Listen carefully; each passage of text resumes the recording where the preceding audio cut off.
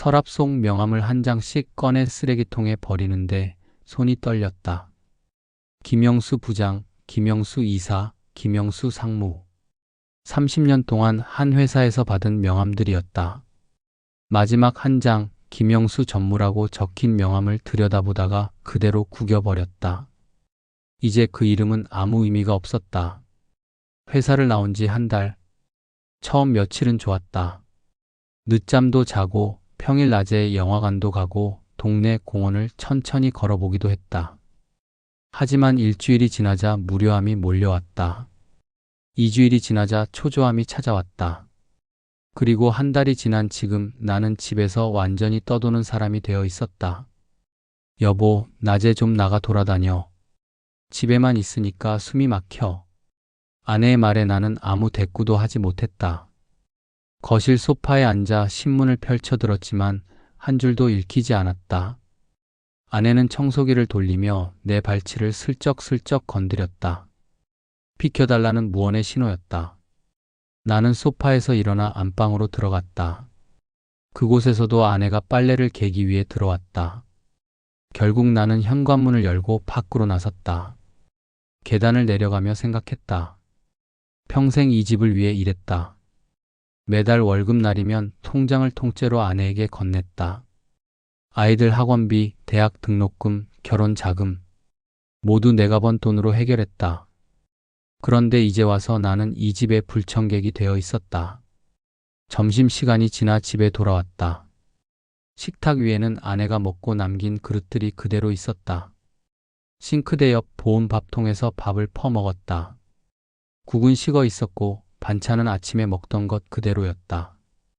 혼자 먹는 밥은 왜 이렇게 넘어가지 않는지. 저녁 무렵 아내가 마트에 다녀와서는 장바구니를 탁 내려놓으며 말했다. 당신 낮에 집에 있으면 전기세 더 나와. 에어컨 좀 끄고 다녀. 그 말에 나는 아무 대답도 하지 못했다. 그저 방으로 들어가 누워버렸다. 천장을 바라보며 생각했다. 나는 언제부터 이 집에서 눈치를 보는 사람이 되었을까? 일터를 떠난 게 아니라 존재의 자리를 잃은 것이란 걸 그때 처음 알았다. 퇴직금이 들어온 다음 날 아내가 은행에서 서류 뭉치를 들고 왔다. 거실 탁자에 펼쳐놓더니 계산기를 두드리기 시작했다. 퇴직금 8천만 원, 정기예금 4천만 원, 적금 1천만 원, 연금. 당신 160만 원, 내 기초연금 30만 원. 관리비 빼고 생활비 빼면 나는 그 계산에 끼어들 틈이 없었다. 평생 벌어온 돈인데 그 돈을 어떻게 쓸지 의논조차 할 수 없었다. 아내는 통장을 책상 서랍 깊숙이 넣으며 말했다.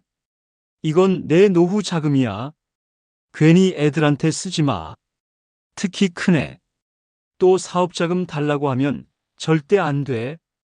목소리에 상처가 배어나오며 그 말이 가슴에 박혔다. 우리 노후가 아니라 내 노후라니. 우리 둘의 노후가 아니라 그녀만의 개인 프로젝트가 된 것 같았다. 한 달 뒤 옛 동료들과 저녁 약속이 있었다. 지갑을 열었는데 카드가 없었다. 여보, 내 카드 어디 갔어? 한도 줄였어. 당신 술값으로 매달 50만 원씩 나가던데 이제 그럴 형편 안 돼. 필요하면 현금 줄게.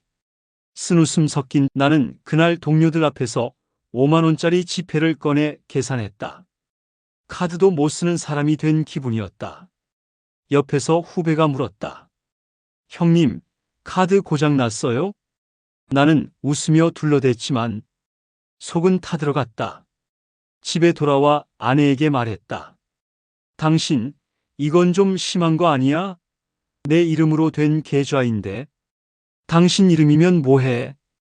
그동안 당신이 번 돈으로 애들 키우고 집 샀지. 이제 그 돈 지키는 건 내 몫이야. 당신은 그냥 돈 쓸 생각만 하잖아. 나는 더 이상 말하지 않았다. 예전엔 월급날이면 통장을 건네주고 아내는 고마워요, 여보 했다. 보너스가 나오면 함께 외식을 했다. 가계부를 보며 이번 달 좀 빡빡하네 하고 같이 웃기도 했다. 작은 지출도 서로 상의했다. 하지만 이제는 달랐다. 아내는 가계부를 혼자 썼고 돈 이야기는 혼자 결정했다. 나는 묻지도 간섭하지도 못했다. 더욱 낮아지는 목소리. 우린 부부가 아니라 계약서로 묶인 동업자 같았다. 어느 날 밤 나는 서랍을 열어봤다. 통장이 모두 사라져 있었다. 아내 방 화장대 서랍에 고이 보관되어 있을 것이다. 쓸쓸하게 내 이름으로 된 통장이 내 손이 닿지 않는 곳에. 오랜만에 딸이 손주 민재를 데리고 왔다. 아이의 웃음소리에 내 얼굴에도 미소가 번졌다. 그런데 아내는 짜증 섞인 말로 잘랐다. 이 시간에 오면 저녁도 못해. 연락이라도 좀 하지. 순간 공기가 얼어붙었다. 딸의 표정이 굳고 손주는 내 무릎 위에서 멈칫했다. 식탁에 앉았지만 아내는 반찬을 최소한만 꺼냈다. 냉장고에 고기가 있는 걸 아는데도 김치찌개 두부 몇 조각이 전부였다. 딸이 조심스럽게 말했다. 엄마, 민재 좀 보살펴 주실 수 있어요? 한 달만 제가 일을 해야 할 것 같아서. 아내의 얼굴이 굳어졌다. 애 봐주는 거 얼마나 힘든지 알아? 요즘 물가도 얼마나 올랐는데 애 간식값까지 하면 한 달에 100만 원도 모자라. 나에게 얼마나 줄 수 있어? 딸의 눈에 눈물이 고였다.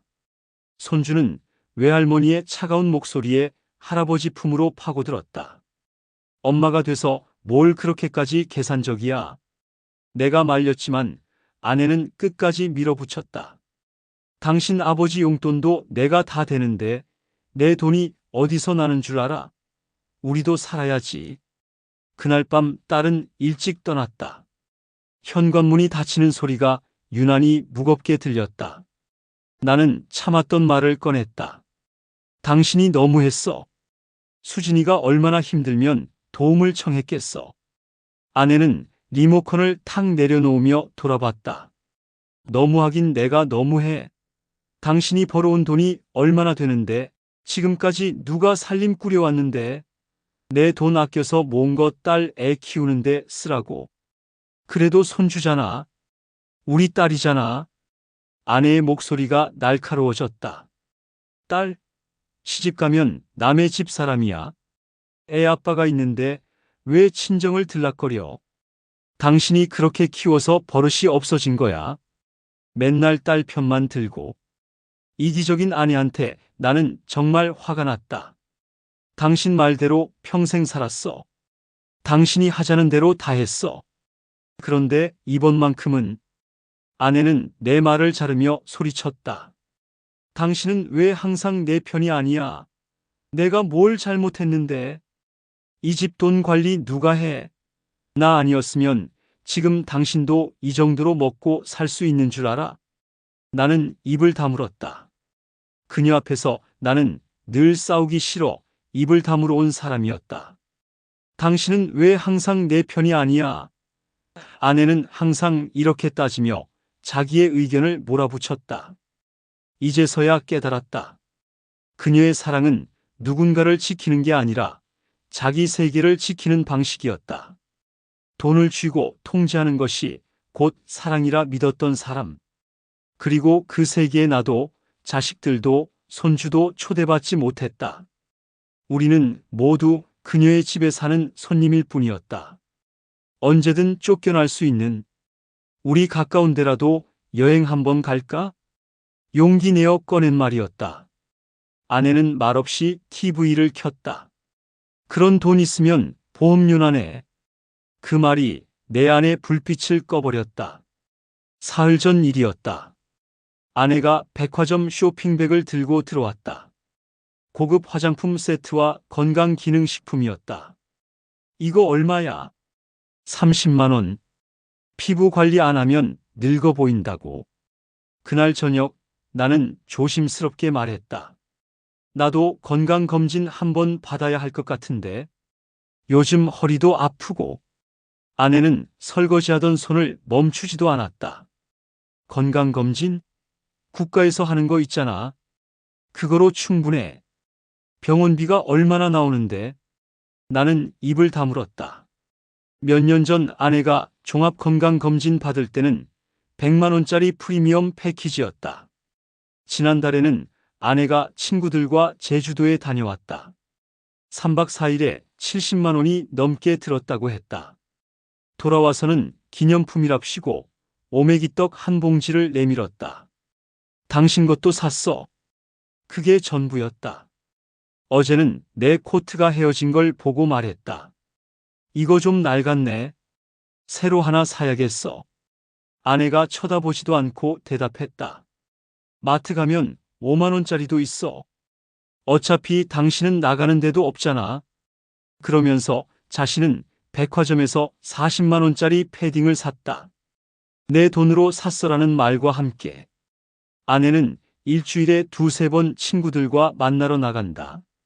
오늘은 점심값이 8만 원이나 나왔네. 아내는 웃으며 말했다. 반면 내가 옛 동료를 만나겠다고 하면 얼굴이 굳어진다. 술값 얼마나 쓰려고. 용돈에서 알아서 해. 내 용돈은 한 달에 20만 원이다. 어느 날 무릎이 아파서 파스를 사오겠다고 했다. 집에 있는 거 쓰면 되지. 뭘 또 사. 그날 저녁 아내는 인터넷으로 프리미엄 영양제를 주문했다. 한 통에 15만 원짜리였다. 이거 먹으면 피로 회복에 좋대. 나는 묻지 않았다. 내 것도 있냐고. 함께 밥을 먹는 사람은 여전히 내 옆에 있었지만 대화도 눈빛도 따뜻함도 없었다. 원래부터 아내는 따뜻한 사람은 아니었다. 그래도 내가 직장을 다니며 월급을 벌어 올 때까지는 이렇게까지는 이기적이고 인색하지는 않았다. 하지만 이제 아내는 돈에 있어서 남편도 자식도 안중에 없는 이기적이고 자신만 아는 사람이 되어 있었다. 아내에게 기대할 것이 아무것도 없다는 걸 깨닫는다. 결혼이란 건 결국 식탁에 앉은 두 사람의 온도차로 결정되는 거다. 그날 이후 나는 그녀와 마주 앉는 게 두려워졌다. 이혼 조정 신청서를 제출한 날, 변호사 사무실은 생각보다 조용했다. 서류에 도장을 찍으며 손이 떨렸다.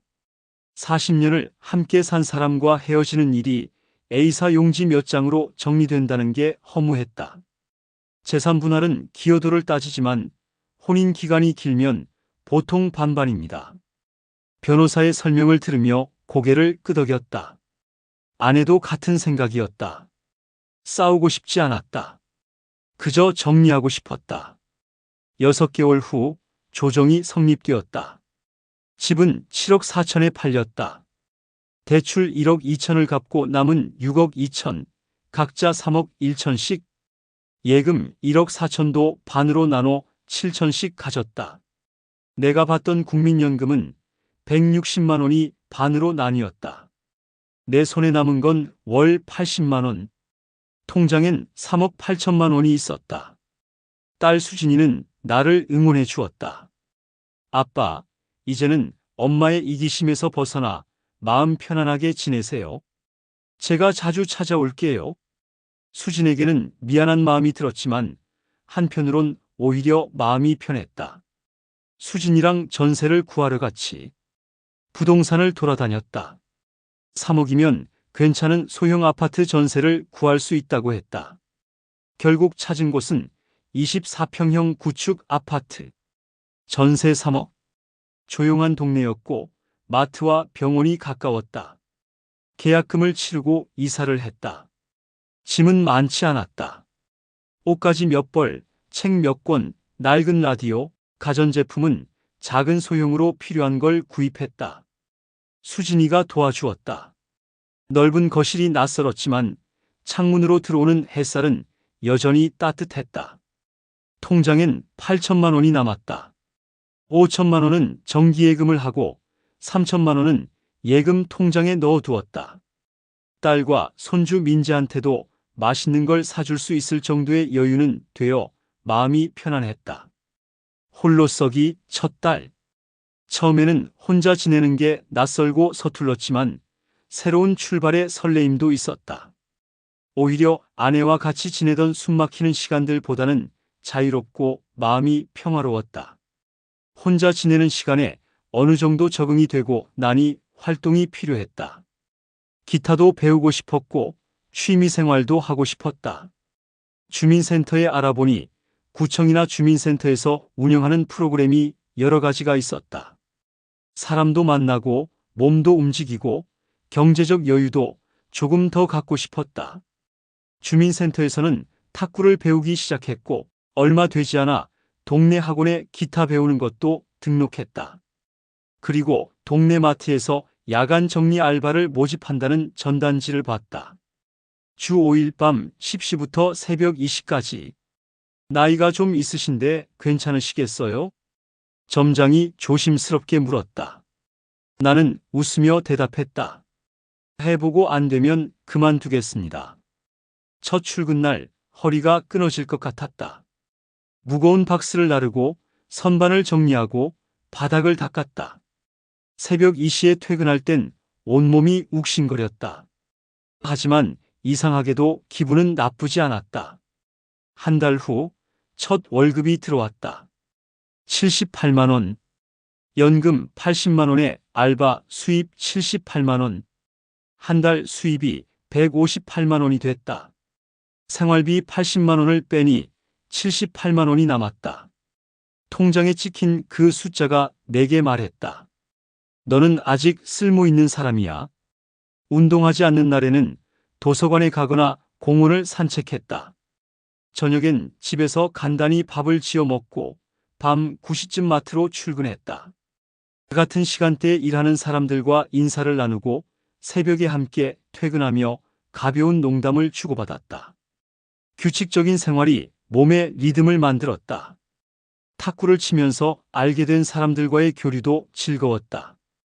동별 대회도 같이 출전하고 팀이라는 정신적 유대감도 정서적으로 만족을 주었다.